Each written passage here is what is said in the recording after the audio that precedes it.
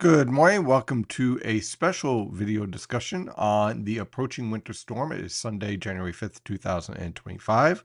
And of course, I'm your meteorologist, Stephen DiMartino.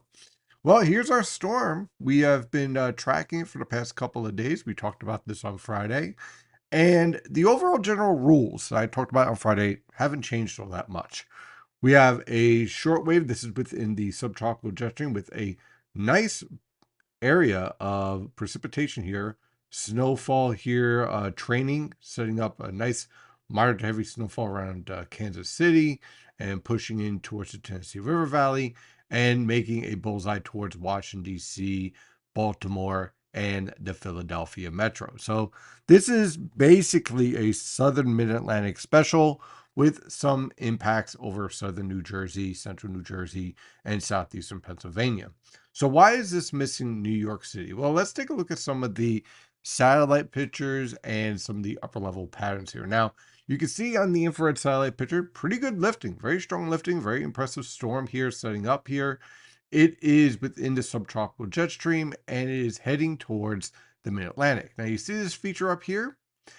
Well, let's take a better look at it on the water vapor satellite picture. This feature right here and this feature here are going to combine to create a suppressing influence.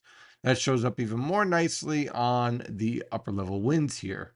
Okay, so here is the 250 millibar winds. This lobe right here is what we've been studying quite a bit in terms of being able to drop into the St. Lawrence River Valley. And that is what's going to happen. And what that does is that it forces this to move due east. It doesn't allow it to cut to the northeast. So as a result, a lot of your steady precipitation gets suppressed south of New England and south of New York City. And part of that is due to this confluent flow right here, which sets up a lot of dry air. So that's why the New York City Metro is going to see just a few snow showers, maybe a dusting here and there. Certainly, we're going to be cold enough with temperatures in the 20s to lower 30s. So you could push an inch here and there in a few bursts of snow showers. But the main story is here. Okay, this is where we're really going to see a good amount of moderate to heavy snowfall via frontogenesis, which we'll be tracking throughout the day tomorrow. And in central New Jersey, you're right on the edge of that. Now, the question is, how much of a suppression does this cause? So, when you take a look at the 850 millibar environment here, and again, cold enough for everybody to be snow in the northern mid-Atlantic and down towards Washington, D.C.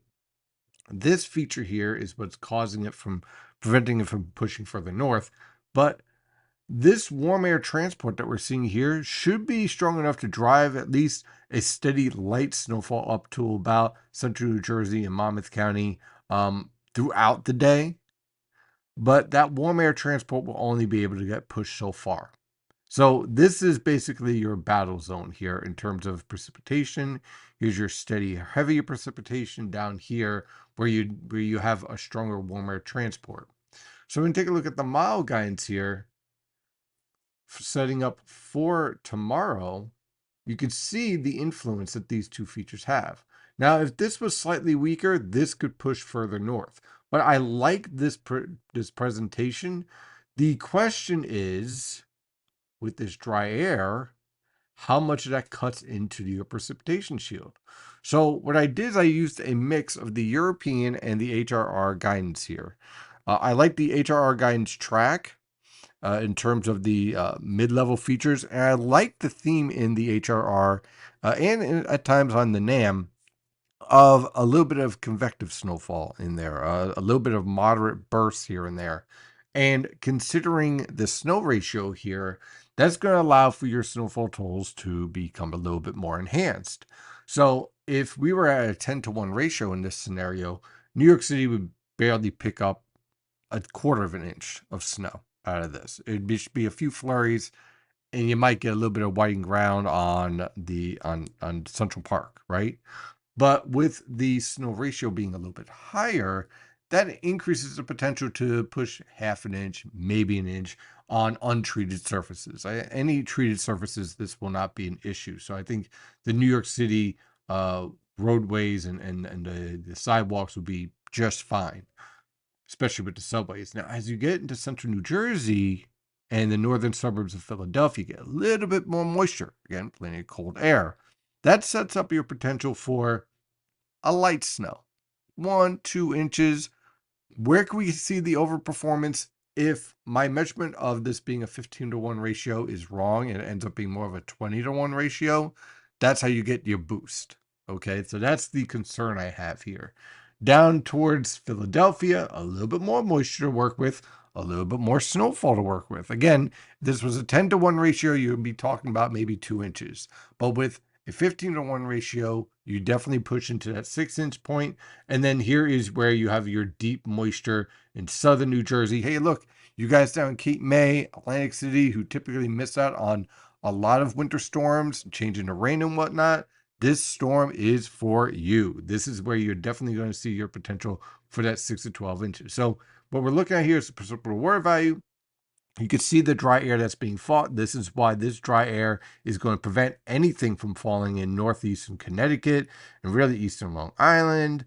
The south shore of Connecticut, yeah, you can see a few snow showers here. That's where you get your dusting, but that's about it. It's where you get your deep moisture here. That's where we get the potential for that snowfall. Again, you can see the cold air involved here. And my only concern here with this is just that the snow ratio may be a little bit higher than what I'm thinking.